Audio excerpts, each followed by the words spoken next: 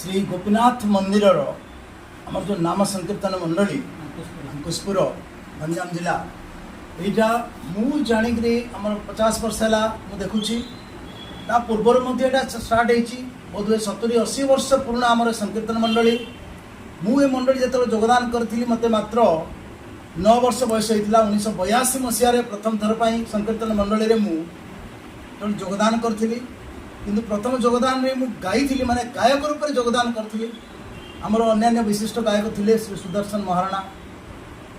आमर जो बड़ बापा श्री रघुनाथ पंडा सी परिचालक थे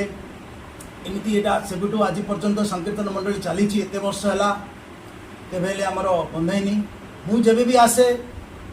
आमर ये निश्चित भाव संकीर्तन मंडली रे योगदान करे तो आज की 42 वर्ष है मुझ आमर यही मंडल सदस्य अच्छी आगक रही।